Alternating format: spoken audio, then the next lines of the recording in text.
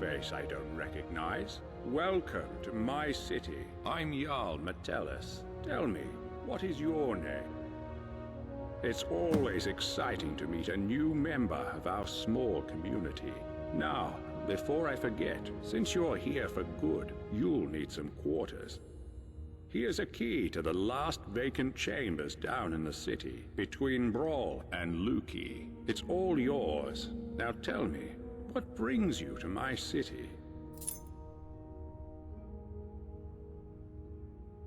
I sent you here. I'm not sure what you mean. Well, let's see. This is my handwriting. The victims of an unspeakable atrocity. I will open a portal that will take you into the past. You must go back. This is real, isn't it? I've even toyed with the idea of creating a portal between 2 points in time, with Brawl's help. But that's odd. My letter makes no mention of what caused the disaster. I suppose I was in a hurry. So tell me, what's going to happen to us? That's exactly what I saw when I first discovered this place, several years ago. It seems whatever happened then is going to happen again. I think it has something to do with the dwarves' law. This is bad. This is very, very bad. Yes, you see, the dwarves who built this place left inscriptions. Brawl hasn't been able to fully translate them, but we understand some parts. This warning keeps coming up. The many shall suffer for the sins of the one. We think that breaking the law here will cause some kind of event.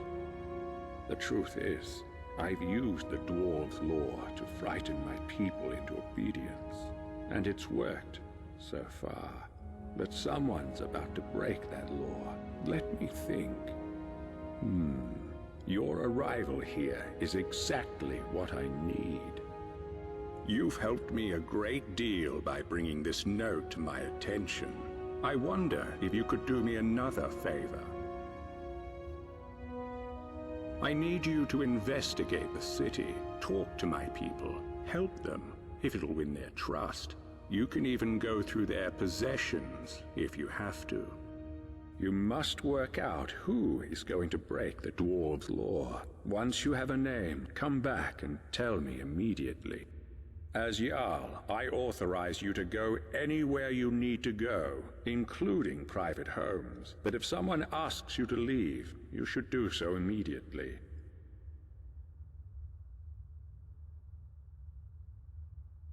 I can't promise either of those things, but I will certainly do everything within my power to help you once you've helped my people. And of course, if you decide to stay, I would make sure you enjoy a comfortable life here. Now what do you say? Will you help me? Thank you. Now, you mustn't tell anybody where you're from, or what may be about to happen here. People do foolish things when they panic. If it helps you, you're welcome to borrow the book on my desk. It contains the names and addresses of my subjects. Just don't show it to anyone. Goodbye for now, and good luck. I don't need to tell you what will happen if you fail.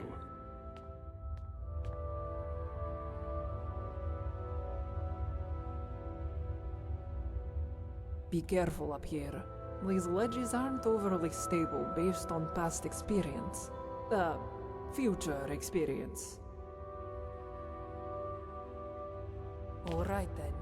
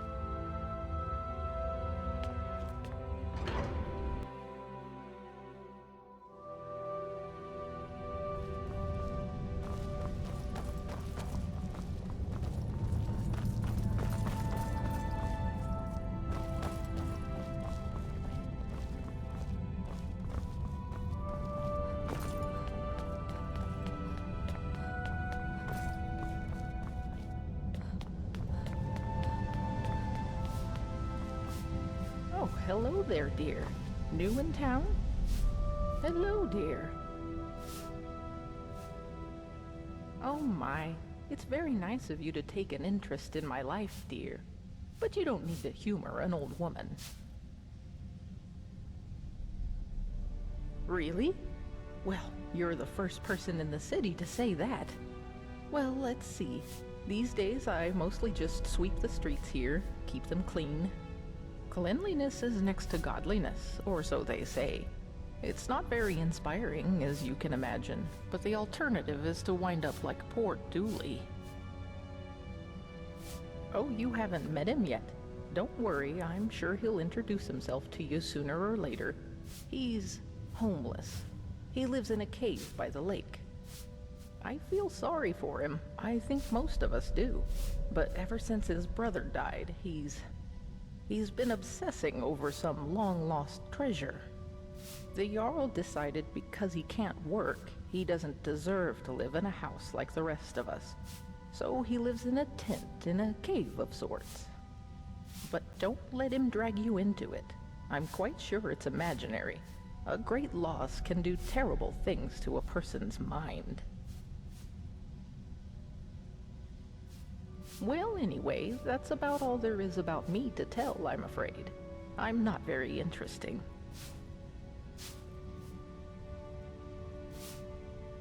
Well, the most important thing in my life is prayer. So let me ask you, have you found room in your heart for Mara, the Mother Goddess?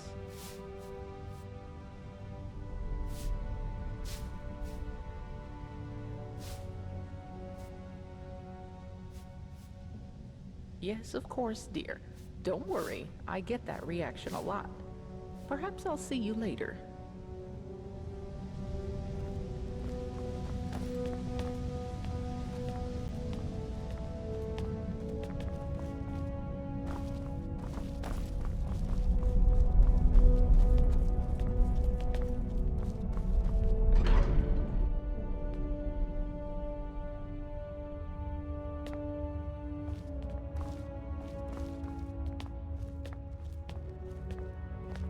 We can talk, but be quick.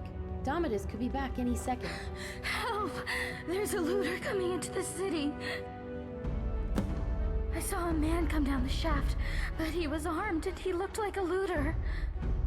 If he makes it into the city and starts attacking people, he'll break the dwarves' law, and who knows what will happen. You have to stop him. Everybody, go home and lock your doors.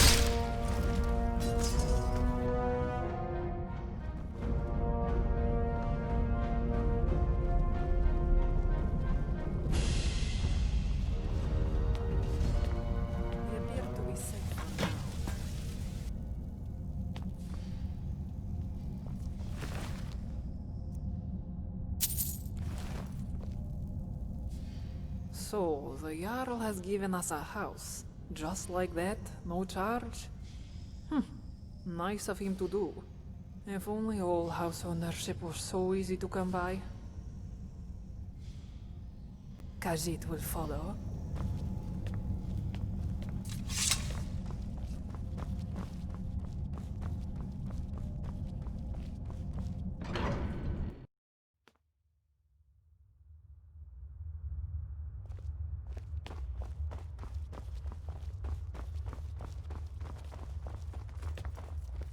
Oh, hello.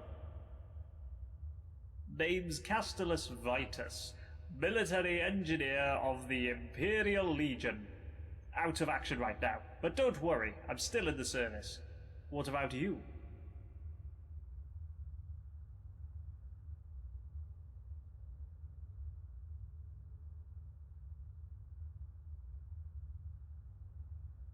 Oh well. I suppose if you're down here, that's one less fighting on Ulfric's side. Still, you can expect no favours from me. Off you go then. Get.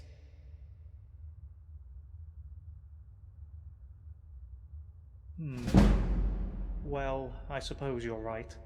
But don't think that friendship will last if we ever get out of here. You understand that, right? If I did, I'd be up there, fighting the good fight for the Legion, and not stuck in this hole like an old bear during winter.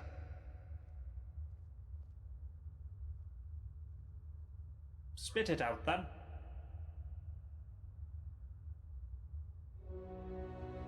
Ah, yes, my workshop.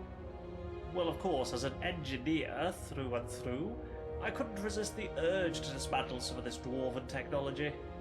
How complicated can it be, I thought. As it turns out, it's extremely complicated. You see these gleaming dwarven busts in every room? Well, I think I know what they are. They all seem to be connected to the pipes running all over the city and down the front of the citadel. And I've seen these things before in other ruins, but these are different. Their eyes are glowing with blue light. Have you noticed? But whenever you see one of these things, remember, someone or something is watching everything you do, waiting for you to break the dwarves' law.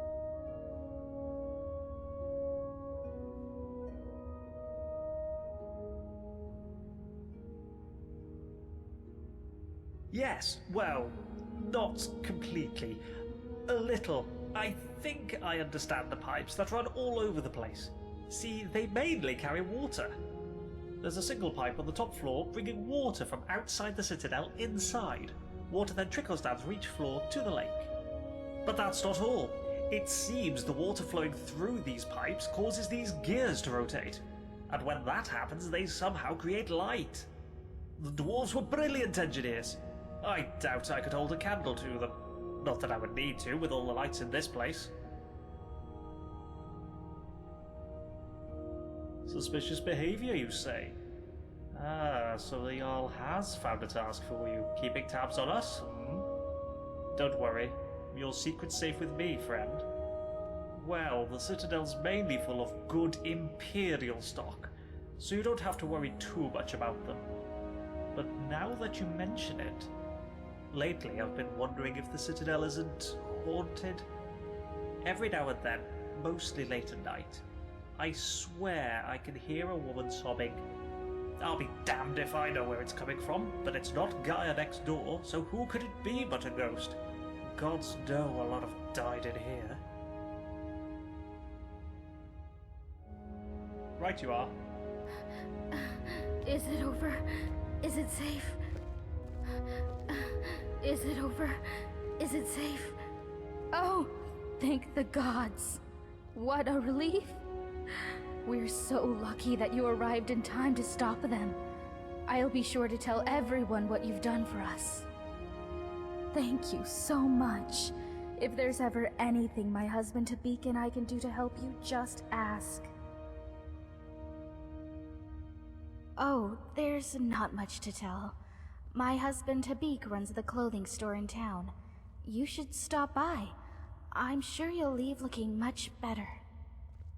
Not that you don't look good now, I mean, it's just, you know, nice clothes are... Oh, who am I kidding? I'm no good at selling anything. I guess that's why they've got me sweeping the floors day in, day out. Well, that, and we weren't invited to be layabouts in the Jarl's Citadel. Did you see anyone working in the Citadel? I'll bet you didn't. They just amuse themselves all day while those of us down here do all the work. And why? Because Habik's a Redguard and I'm a Breton. I bet if we were both Imperial, it'd be a different story. The worst part is we left Solitude to get away from bigoted Nords after our son died. But here the Imperials are even worse.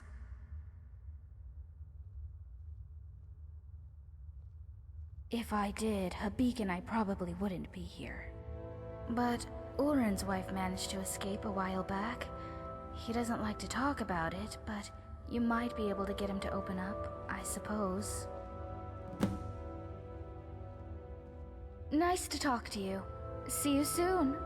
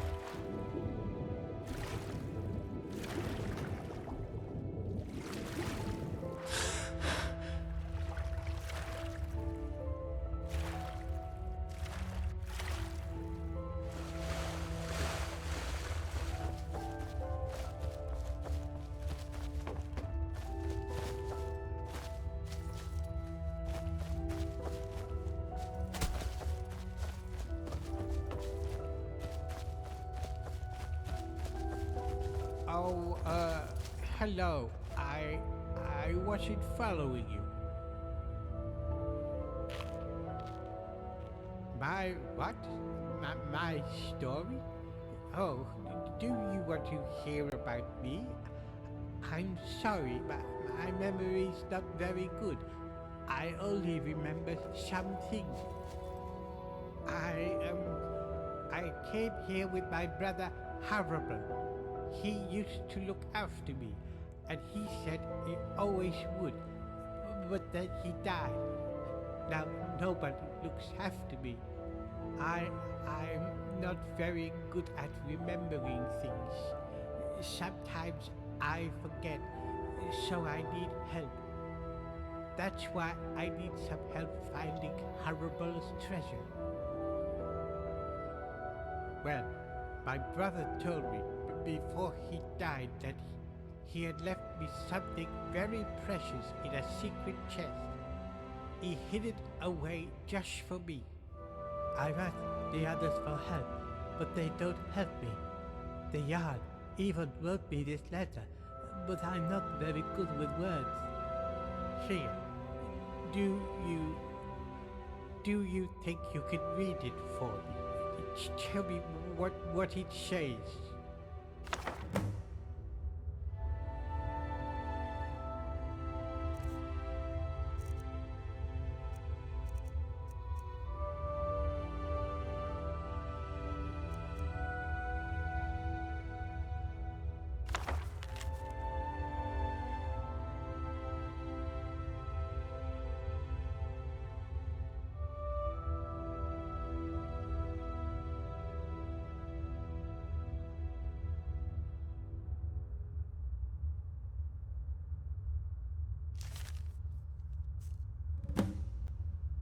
Well, what does it say?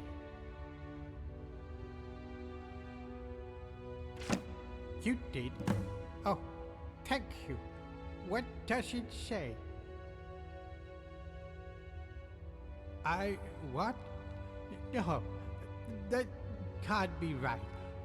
My brother, he told me. He told me he left me a fortune. He wouldn't lie to me. Why would he lie to me? You'll help me, won't you? You'll help me find it, please.